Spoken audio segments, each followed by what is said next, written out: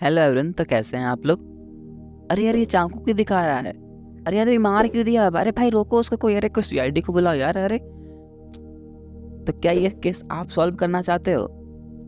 Wait wait wait, कर सकते हो, पर उसके पहले आपको ये चैप्टर को कंप्लीट करना पड़ेगा। और जैसा कि आपको पता है, ये हम अभी जेनेटिक्स पढ़ रहे हैं। प्रिंसिपल ऑफ इनहेरिटेंस में हमने देख लिया था कि क्या जीन होता है, क्या वेरिएशन होता है, क्या इनहेरिटेंस होता है, क्या डिसऑर्डर्स है इनके, ये सब हमने देख लिया था। तो उसके बाद ये जो चैप्टर हम कंप्लीट करेंगे, मॉलिक्यूलर बेसिस ऑफ इनहेरिटेंस वाला पार्ट, तो इसके अंदर हम ये सीखेंगे कि डीएनए का पैटर्न कैसा होता है, डीएनए बनता कैसे है, क्यों बनता है, ये सब क्या लॉजिक है, फिंगरप्रिंट से डीएनए कैसे फॉर्म होता है, ये सब हम जान लेंगे। और इसके बाद ये केस को हम खुद सॉल्व करेंगे। तो हाँ, मज़ा तो बहुत आने वाला है। तो इस लेक्चर को स्टार्ट करने से पहले मैं एक चीज़ बोलना चाहूँगा, थोड़ा तो रहम करो यार मेरे ऊपर। मतलब इतना मेहनत करता हूँ, एनिमेशन से बना रहा हूँ लेक्चर्स, अब सब्सक्राइब तो करके जाओ यार। पता नहीं मेरा वीडियो कब वायरल होगा, पता नहीं। कम से कम आप देखते हो तो आप ही कर दो वायरल, क्या ही जाता है। खैर, ये सब बेकार की बातें हैं। चलो हम लेक्चर को स्टार्ट करते हैं। टॉपिक डालो, मॉलिक्यूलर बेसिस ऑफ इनहेरिटेंस। सबसे पहला टॉपिक इसमें है न्यूक्लिक एसिड। देखो यार, न्यूक्लिक एसिड बनता किससे है? तो ये बनता है पॉलीमर ऑफ न्यूक्लियोटाइड से मिलकर के। और ये जो न्यूक्लियोटाइड होता है, ये न्यूक्लियोसाइड प्लस फॉस्फेट से मिलकर के बनता है। अब ये न्यूक्लियोसाइड जो होता है, ये शुगर प्लस नाइट्रोजनस बेस से मिलकर के बनता है। देख रहे हो, एक के ऊपर एक का बैलेंस देख रहे हो ना। इसको सीक्वेंस को याद करो ताकि आप कहीं पर कंफ्यूज ना हो जाओ। उसके बाद बात करते हैं, जैसे शुगर होता है, ये बनता है राइबोज और डीऑक्सी राइबोज से मिल करके। और आपको राइबोज वर्ड सुन के ये तो याद हो गया होगा कि इसमें राइबोसोम है। डीऑक्सी राइबोज का मतलब है कि इसका मतलब यहाँ पर भी राइबोसोम है। और इससे एक वर्ड मिलता जुलता याद आता होगा आपको, जब अपने पिछले लेक्चर में हमने देखा था, उस टाइम हमने डीएनए का फुल फॉर्म देखा था, डीऑक्सी राइबोज न्यूक्लिक एसिड। तो वही तो है ये, बिल्कुल। तो यहाँ हम बोल सकते हैं कि जो शुगर है, इसी के अंदर अपना आरएनए प्रेजेंट होता है और डीएनए भी प्रेजेंट होता है, जो कि जेनेटिक मटेरियल है।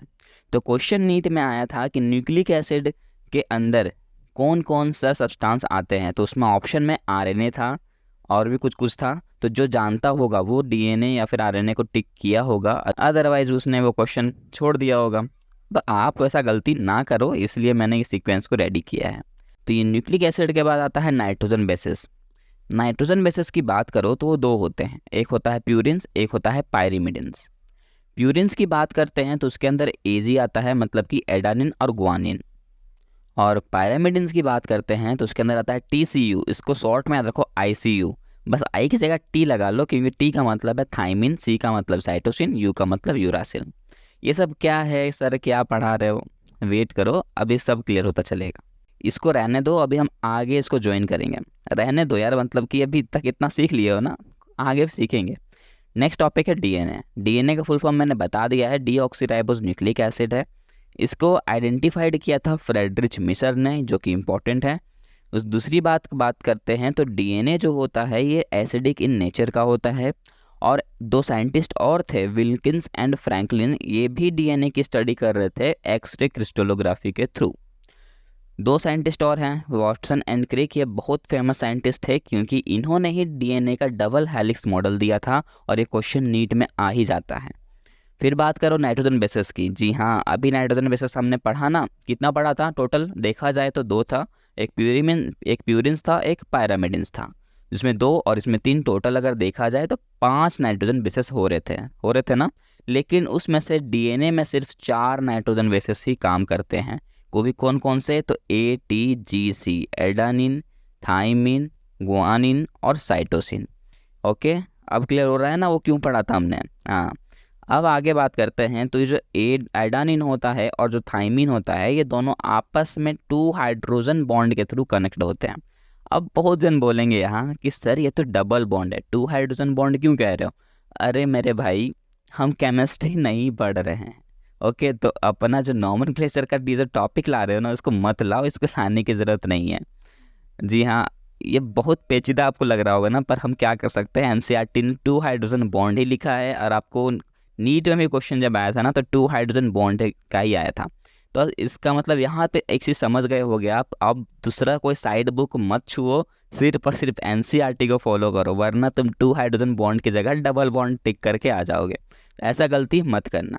उसी तरह बात करते हैं ग्वानिन और साइटोसिन की, तो ये आपस में 3 हाइड्रोजन बॉन्ड के थ्रू कनेक्टेड होते हैं, राइट। तो यहाँ तक आपको इंटरेस्ट लग रहा है ना चैप्टर? अरे यार आगे भी आएगा मज़ा, देखो आगे भी इंटरेस्टिंग लगेगी, कहीं भी कोई बोरिंग वाली टॉपिक ही नहीं है यार इस चैप्टर में। आगे बात करते हैं, तो ये देखो ये जो मैंने लिखा है ना F/174 बैक्टीरियोफेज, ये सब कुछ आप याद कर लो, क्योंकि इससे क्वेश्चन 2020 में भी आया था, 2021 में भी आया था। नीट के अकॉर्डिंग बहुत इंपॉर्टेंट टॉपिक है, और जो बोर्ड्स में है वो अगर सिर्फ और सिर्फ ई कोलाई और ह्यूमन का बेस पे ही याद कर लेते हो तो अभी काफ़ी होता है, राइट। नेक्स्ट टॉपिक डालो जेनेटिक कोड। हाँ मिस्टेक से यहाँ गेमेटिक कोड लिखा गया। अरे यार माइंड मत ना करो, तो छोटी छोटी मिस्टेक होती रहती है, मैं भी कोई प्रोफेशनल थोड़ी हूँ, हो जाती है मिस्टेक, माफ़ कर दो भाई। इससे ज़्यादा मैं क्या ही बोल सकता हूँ, आपको माफ़ी ही तो मांग सकता हूँ ना। ठीक है आगे बढ़ते हैं। तो इसके अंदर हमें 4 नाइट्रोजन बेसिस देखने को मिलता है, जो कि हमने पहले देखा था, इसमें कोई नई बात तो है नहीं। और तो और इसमें 20 एमिनो एसिड देखने को मिलेगा, और इसके अलावा 64 कोडन होते हैं, जिसके अंदर 61 कोडन जो होते हैं वो स्टार्टिंग कोडन का काम करते हैं, और 3 कोडन जो है वो स्टॉप कोडन का काम करते हैं, जिसके अंदर आता है UGA, UAG, UAA। इसको ट्रिक बताता हूँ, उल्लू आया आया, उल्लू गया आया, और उल्लू आ गया। अरे यार ठीक है ना, उल्लू उल्लू मत क्या करो, बस ट्रिक को समझो। तो यहाँ ट्रिक और भी बता देता हूँ, आप कंफ्यूज नहीं हो गए। देखो 4 बेसिस है और 20 एमिनो एसिड हैं, तो मान लो यार 20 को कवर करने के लिए 4 का पावर हम कितना करेंगे जो 20 कवर हो जाएगा। इट मीन्स 4 का पावर अगर 2 करते हैं तो राउंड 16 होगा। इसका मतलब है कि कवर तो नहीं हो रहा, तो क्या करेंगे 4 का पावर 3 कर देते हैं, तो 4 का पावर 3 जब करोगे तो 64 आएगा। तो उस तरह से आप याद कर सकते हो कि हाँ इसका कोडन 64 होगा, जिसमें कि 3 कोडन स्टॉप कोडन का काम करेंगे। बिल्कुल सही है यार, क्या ट्रिक बनाया अपन ने, अपन ने नहीं सिर्फ मैंने बनाया है, ओके तुम बस सीख रहे हो। आगे चलते हैं। तो AUG जो होता है वो स्टार्टिंग कोडन का काम करता है। स्टॉप कोडन देख लिया हमने, स्टार्टिंग कोडन भी देख लो। ये AUG जो होता है ये स्टार्टिंग कोडन का काम करता है, जो कि मिथियोनिन के लिए कोड करता है। अगस्त याद रख लो ना यार, अगस्त, अभी अगस्त ही चल रहा है, राइट। तो आज़ादी हमें कब मिली थी? अगस्त में ही मिली थी। तो सिंपल सी बात है, लॉजिक लगा लो कि स्टार्टिंग कोडन का काम जो है वो अगस्त करता है, मतलब कि AUG करता है, जो कोड करता है मिथियोनिन के लिए। आगे बढ़ते हैं। तो ये जो रीड करता है ना, इसमें कोई भी पंक्चुएशन नहीं होता है, विदाउट पंक्चुएशन ये रीड कर सकता है, एंड नियरली यूनिवर्सल एक्सपेक्शन। और कुछ एक्सेप्शन है, देखो यार जनरली तो ये सब आपको इनऑर्गेनिक केमिस्ट्री में एक्सेप्शन दिखता है, पर बायोलॉजी में कहीं ना कहीं थोड़ा बहुत आ ही जाता है, क्योंकि लत लग चुकी है केमिस्ट्री और बायोलॉजी को थोड़ा सा आपस में रहने की, तो इसलिए ऐसा असर हो गया है। कोई बात नहीं, आगे देख लेते हैं ना क्या एक्सेप्शंस है।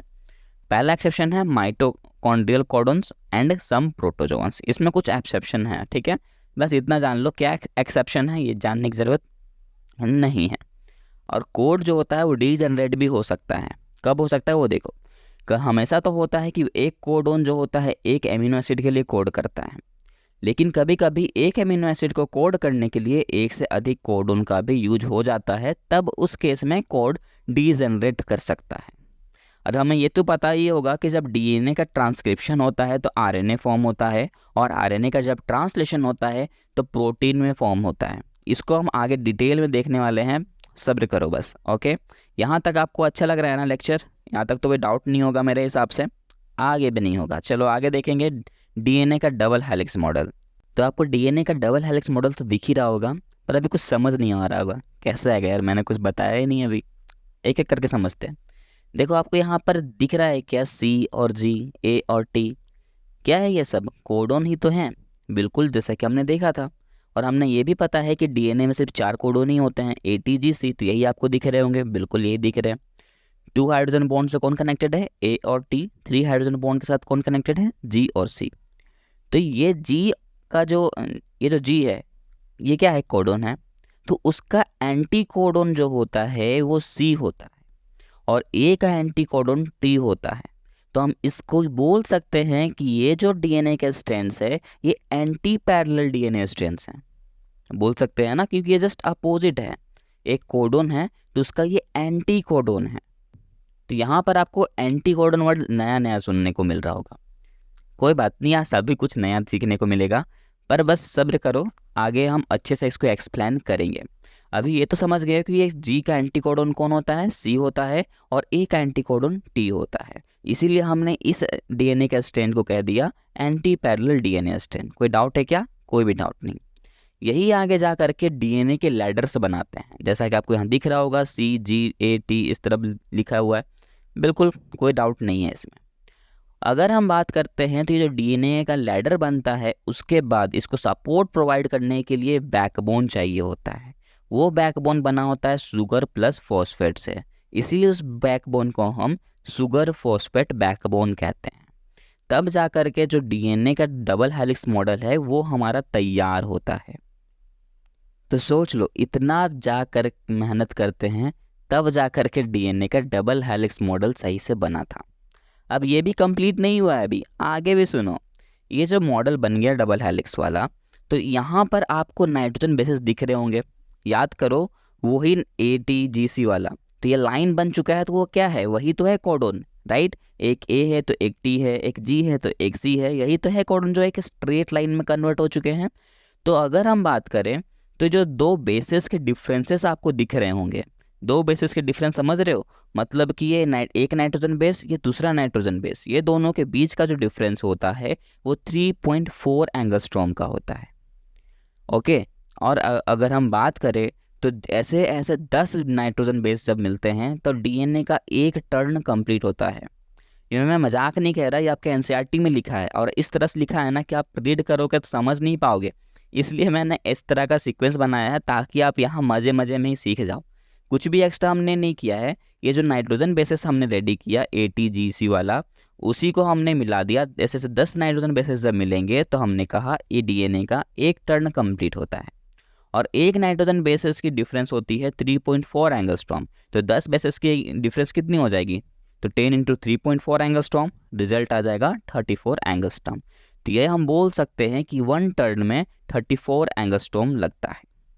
दूसरा बात करते हैं, तो ये जो नाइट्रोजन बेसिस, तो ये तो बहुत मज़ेदार में क्लियर हो गया। तब यहाँ कोई डाउट नहीं होगा। एक और छोटा सा एक चीज़ छूटा हुआ है, उसको भी मैं बता देता हूँ कि ये जो स्ट्रेन आपको दिख रहा है ना, इधर इधर एक सिंगल, ये स्ट्रेन ये रहा, दूसरा स्ट्रेन ये रहा। स्ट्रेन और बेसिस समझ में आना जरूरी है आपको। बेसिस हो गया वो स्ट्रेट लाइन वाला, और स्ट्रेन हो गया जो ये S टाइप का दिख रहा है ना आपको, यही है हमारा स्ट्रेन। तो दो स्ट्रेन है, राइट। तो दो स्ट्रेन की डिफरेंस होती है 20 एंगस्ट्रॉम की। इससे नीट में क्वेश्चन आता है, इसलिए मेरे को ये बताना ज़्यादा ज़रूरी था। तो और कोई भी कन्फ्यूज़न इसके आगे नहीं होगा। अगर आपने यहाँ तक सीख लिया है ना, तो आगे आप बहुत ही ईजी लगेगा आपको। हाँ, आखिरकार सर हमने सीख लिया। हाँ, मेरे को पता है यार, बहुत मेहनत लगी है ना। कोई बात नहीं, आगे देखो।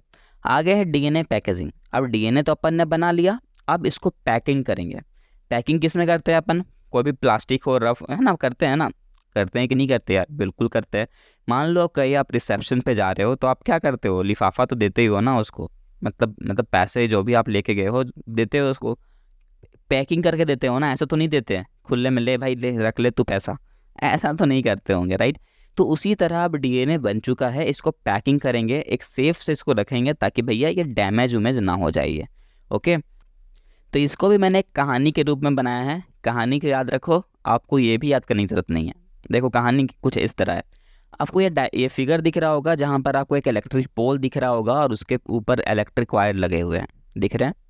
जो इलेक्ट्रिक पोल होते हैं वो देखो दूर दूर तक लगे हुए हैं, हर जगह इलेक्ट्रिक पोल लगा हुआ है। तो इलेक्ट्रिक पोल को मानना है आपको हिस्टोन। क्या मानना है? हिस्टोन मानना है। ठीक है सर, बिल्कुल मान लिया। वो जो इलेक्ट्रिक वायर है उसमें क्या बह रहा होगा? करंट बह रहा होगा। तो करंट में भी क्या होता है? चार्ज होता है। चार्ज होता है ना, फिजिक्स तो पढ़ते ही होगे। Flow of charge is non electric current, या फिर करंट बोलते हैं, बोल है ना यार, यही तो कहते हैं ना। पता नहीं मेरे को भी, मेरे बस बोल दिया, आप चेक कर लेना। पर चार्ज बहता है। चार्ज में भी कौन सा बहता है? इलेक्ट्रॉन या प्रोटॉन? इलेक्ट्रॉन बहता है, राइट। चार्ज कौन सा होता है? नेगेटिव होता है। देखो ध्यान से सुनते चलो, है ना, कनेक्ट कर रहे हैं अपन। तो यहाँ पर याद रखना है कि जो डीएनए का चार्ज होता है वो क्या होता है? नेगेटिव होता है, और एसिडिक इन नेचर होता है। याद करो, हमने पहले ही देखा था। जी बिल्कुल। चलो ठीक है, ये भी याद हो गया। हम ये भी बोल सकते हैं कि जो पोल है वो देखो, वो तो सेम है ना, वो तो सेम ही है ना, बिल्कुल। लेकिन जो इलेक्ट्रिक करंट है वो देखो तो यहाँ से वहाँ बह रहा है ना, फ्लो ऑफ चार्ज हो रहा है ना, आखिर बह तो रहा है करंट, ठीक है सर, बिल्कुल मान लिया। तो उसी तरह डीएनए भी जनरेशन टू जनरेशन चेंज होता जाता है। कैसा लगा ट्रिक? अगर अच्छा लगा हो तो समझ गए, तो अगर अच्छा लगा हो ना ट्रिक तो लाइक करके चलो और सब्सक्राइब भी, है ना। बहुत जना अभी दिमाग में आने लगा होगा कि यार जनरेशन टू जनरेशन चेंज होता है, इट मीन्स डीएनए का डबल बेस पेयर है, तो सिंगल बेस पेयर में अगर चेंजेस आता है तो उसके कारण म्यूटेशन देखने को मिलता है। बिल्कुल सही जा रहे हो, अब तो यार मज़ा आ गया ना मेरे को भी। तो म्यूटेशन जो होता है वो भी दो तरह का होता है, एक होता है पॉइंट म्यूटेशन, एक होता है frame shift mutation. Point mutation कहता है जैसे कि कोई सीक्वेंस मान लो है A B A B A B, उसमें से कोई मिस्टेक से मान लो कि गायब हो जाता है। जैसे कि मैंने यार बी को लाइन किया है तो समझ जाओ कि बी जो है वो गायब हो गया, और अब सीक्वेंस हो जाएगा A B B A B, तो इस तरह का हो जाएगा, तो वो हो गया पॉइंट म्यूटेशन। एक होता है frame shift mutation. Frame shift mutation कहता है कि कोई आ जाए या फिर कोई चला जाए, मतलब कि मान लो कोई सीक्वेंस हो अपना ए बी, उसमें से पहले आ जाए कोई एफ, है ना, कोई भी एक्स्ट्रा आ जाए या तो फिर कोई निकल जाए उसमें से, तो उसको कहेंगे फ्रेम शिफ्ट म्यूटेशन। ओके, ये भी क्लियर हो गया होगा। बिल्कुल यार, म्यूटेशन को भी बहुत इजी वे से अपन ने कंप्लीट कर लिया, राइट। चलो बहुत बढ़िया बात है। अब वापस से हिस्टोन पे आ जाते हैं। देखो हिस्टोन क्या हो गया, पॉजिटिव चार्ज, डीएनए क्या हो गया, नेगेटिव चार्ज। हिस्टोन जो होते हैं इसके अंदर कौन कौन से हिस्टोन देखने को मिलते हैं, देखो पहला होता है H1 हिस्टोन, दूसरा होता है H2A हिस्टोन, तीसरा होता है H2B हिस्टोन, फिर H3 हिस्टोन और H4 हिस्टोन। जिसमें कि H1 हिस्टोन का काम होता है लिंकिंग करना, इसलिए कहते हैं इसको लिंकर हिस्टोन। तो बाकी के तो 4 हिस्टोन होते हैं उसको अपन हिस्टोन ऑक्टामर कहते हैं। ठीक है, इसके लिए भी ट्रिक बता देता हूँ यार, 4 है इसका 2 गुना कर तो क्या हो जाएगा, 8 हो जाएगा। 8 को क्या कहते हैं, ऑक्टा कहते हैं। तो यार ऑक्टामर तो याद कर लोगे, बिल्कुल सही है, अब कोई दिक्कत नहीं होगी। चलो ठीक है, तो हम बोल सकते हैं कि ये H1 हिस्टोन और ये हिस्टोन ऑक्टामर, इसके अलावा अगर 200 बेस पेयर मिलते हैं तो जा करके एक न्यूक्लियोसोम फॉर्म होता है। आई रिपीट, जब H1 हिस्टोन और हिस्टोन ऑक्टामर इसके अलावा 200 बेस पेयर ऑफ डीएनए आपस में जब कंबाइन होते हैं तब जा करके एक न्यूक्लियोसोम का फॉर्मेशन होता है। और वैसे वैसे 6 न्यूक्लियोसोम जब बनते हैं तब जा करके एक सोलेनोइड का फॉर्मेशन करते हैं। और बहुत सारे सोलेनोइड जब मिलते हैं तब जाके क्रोमेटिड बनता है। और वैसे वैसे जब 2 क्रोमेटिड बनते हैं तब जा करके एक क्रोमोसोम अपना रेडी होता है। और क्रोमोसोम का स्ट्रक्चर कुछ इस तरह का होता है, उसके ऊपर में टेलोमेयर होते हैं, बीच में सेंट्रोमेयर होता है और साइड में काइनेटोकोर प्रेजेंट होता है। तो यहाँ पर हमने क्रोमोसोम को वे स्ट्रक्चर देखा, डीएनए कैसे फॉर्म होता है वो भी देखा। आपको इंटरेस्टिंग लग रहा है ना यार ये सब टॉपिक्स? यार लग ही रहा होगा, मुझे मेरे हिसाब से तो आपको ये इंटरेस्टिंग लग रहा होगा, क्योंकि यहाँ पर अभी हमने कुछ भी पेचीदा चीज़ डाला ही नहीं है ना। कोई बात नहीं, आगे आओ, आगे भी मज़ा आएगा। एक बात बताओ, पता है तुम्हें जितना इजी लग रहा है ना यार, मेरे को उतना ही डिफ़िकल्ट लगा था जब मैंने सबसे पहले पढ़ा था। क्योंकि हमारे टीचर उस टाइम कुछ इस तरह हुआ करते थे, मतलब लड़की से तो बहुत अच्छे से बात करते थे, पता नहीं हम लड़कों में ही क्या दिखता था उन्हें, समझ नहीं आता था। मतलब क्वेश्चन पूछा नहीं कि उससे पहले वो मारने के लिए रेडी हो जाते थे। शुक्र करो यार तुम्हें मैं पढ़ा रहा हूँ और आप सब्सक्राइब नहीं कर रहे हैं, कर दो यार। मैं परेशान करता रहूँगा बीच बीच में आपको, क्योंकि यार आप सब्सक्राइब नहीं करते हो। कोई बात नहीं, आप पे डिपेंड करता है यार, आपको अच्छा लगे तो ही करना। चलो आगे बढ़ते हैं। आगे है ट्रांसफॉर्मिंग प्रिंसिपल। देखो यार, हमने ये तो कह दिया कि हाँ वो डीएनए जो होता है वो जनरेशन टू जनरेशन ट्रांसफॉर्म होता जाता है, ठीक है, हम तो मान लेते हैं ना, पर साइंटिस्टों में ऐसा नहीं होता है, लड़ाई हो जाती है उन्हें, पता नहीं यार, एक चीज़ कुछ कह देता है तो उसे गलत प्रूफ करने के लिए 10 पीछे लग जाते हैं। इसलिए मेरे को केमिस्ट्री बिल्कुल नहीं पसंद। अरे यार सच बताओ, एक चीज़ पढ़ते हैं अपन, वो भी आगे चल के गलत हो जाता है, तो पढ़ा के रहे हो, छोड़ दो ना उसे, मतलब क्यों पढ़े हम गलत चीज़। लेकिन नहीं, वो तुम्हें बोलेगा पढ़ो भाई पढ़ो, इससे क्वेश्चन आते हैं, यही है हमारे पास धमकी, जिससे के कारण अपन याद करना शुरू कर देते हैं। यार बेकार चीज़ है ये तो है। तो यार कितना अच्छा मान लेता तो ये टॉपिक ही नहीं होता, समझ नहीं आता। मेरे पास वो साइंटिस्ट आते ना तो मैं अच्छे से बताता उन्हें। तो यार गुस्सा नहीं, समझना तो पड़ेगा ही, गुस्सा करके ही आपको फ़ायदा नहीं हो सकता। तो टॉपिक डाल लो, ट्रांसफॉर्मिंग प्रिंसिपल, जिसको दिया था एफ ग्रिफिथ ने। इंपॉर्टेंट है यार, सुन लेना। एक साइंटिस्ट थे, ये अपना एक्सपेरिमेंट कर रहे थे स्ट्रेप्टोकोकस निमोनिया पर। उन्होंने 2 कॉलोनीज बनाई थी, एक रफ कॉलोनीज, एक स्मूथ कॉलोनीज। रफ कॉलोनीज जो थी वो नॉन कैप्सुलेटेड थी, इट मीन्स उसके अंदर वाटर मॉलिक्यूल्स या फिर बोलो ऑक्सीजन जो है आ जा सकता था। दूसरी बात, इसके अंदर म्यूकस की कोट भी एब्सेंट थी और ये नॉन वायरोलेंट था। तो जब इसके अंदर माउस को रखा गया था तो वो माउस जिंदा रह गया था। क्यों रह गया था यार? क्योंकि वो सांस ले रहा था ना यार, सिंपल सी बात है, अब उसे ऑक्सीजन मिल रहा है तो वो मरेगा क्यों? बिल्कुल बात सही है, माउस जिंदा रह गया। दूसरा, जब वो उन्होंने स्मूथ कॉलोनीज लिया तो उसको कैप्सुलेटेड रखा, मतलब अब जरा सा भी हवा को आर पार नहीं होने देना था। उसमें म्यूकस की कोट भी प्रेजेंट थी, तो ये वायरुलेंट हो गया, मतलब ये भैया इसके अंदर कोई फंस गया तो वो मर जाएगा। माउस को डाल दिया गया, बेचारा माउस। इसीलिए हमारे घर में यार वो आज काटता फिरता है। अगर उस टाइम उसे नहीं मारा जाता तो शायद आज वो हमारे घर को नहीं काटता। छोड़ो, कोई बात नहीं। अ, तो माउस जो है वो रखा गया उसमें। माउस क्या हुआ? मर गया। यार उसे हवा नहीं मिलेगी तो क्या होगा? मर ही तो जाएगा बेचारा, मर गया। तो उसका आत्मा जो है अभी भी हमारे घर में आता जाता रहता है। तो दोनों कंडीशन देखा, एक पे जिंदा है और एक पे मर चुका है, राइट? ठीक है। लेकिन यहाँ पर भी साइंटिस्ट को चैन नहीं आया भाई, उनको और एक्सपेरिमेंट करना था। अब उन्होंने क्या किया, उन्होंने आर स्ट्रेन और S strain, it means smooth strain और रफ स्ट्रेन, दोनों को मिला दिया। मिलाने के बाद देखा कि भैया माउस तो है वो जिंदा रह जा रहा है। अब ये चौंकने वाली बात हो गई, यार ऐसा कैसे हो सकता था? आर स्ट्रेन में जिंदा था, एस स्ट्रेन में मर जा रहा था, दोनों को मिला दिया तो जिंदा हो गया। मतलब कुछ भी हो रहा है क्या? ये कुछ भी नहीं हो रहा। देखो यहाँ समझने की बात है, जो माउस जिंदा था उसके अंदर हीट किल्ड एस स्ट्रेन पाया गया था। इसका मतलब है कि ये जो एस स्ट्रेन का जो क्षमता था मारने वाला, उससे वो पहले ही रूबरू हो चुका था। इसीलिए वो अपने आप को अडॉप्ट कर लिया कि भैया तुम कुछ भी करो, मैं तो नहीं मरने वाला, मैंने देख लिया है उसे मरते हुए, तो भैया तुम कुछ भी करो मैं नहीं मरूंगा। तो ये क्षमता थी, इसीलिए वो बच गया। तो भी साइंटिस्ट लोगों को चैन नहीं आया, ये तो अपना लॉ दे के निकल गया कि हाँ भैया ये जिंदा रह गया। अब दूसरे साइंटिस्ट आए, उन्होंने बोला कि बताओ, या फिर जिंदा ही क्यों रह गया, क्यों मर क्यों नहीं गया ये? ठीक है, तुमने एक बात तो कह दी कि हीट इट किल्ड असिस्टेंट है, पर मैं उससे खुश नहीं हूँ, संतुष्ट नहीं हूँ। बताओ अब तुम रीज़न और दो। तो भैया अब गुस्सा आना शुरू हो गया। वो बोला मैं नहीं करने वाला, तुम्हें अब जो करना है तुम कर लो। तो उसको हटा करके 3 साइंटिस्ट आए, जिसका नाम था एवेरी, मैकेलॉयड और मैकार्टी। उन्होंने कह दिया कि यार कुछ भी नहीं है यहाँ पर, यहाँ पर सिर्फ और सिर्फ डीएनए का ट्रांसफ़र हुआ है। अब बोला, उन्होंने कैसे, मुझे एक्सप्लेन करके बताओ। उन्होंने किया, उन्होंने 3 डाइजेस्टिव एंजाइम लिया। एक लिया प्रोटीएजेज, एक लिया आरएनएज, एक लिया डीएनएज।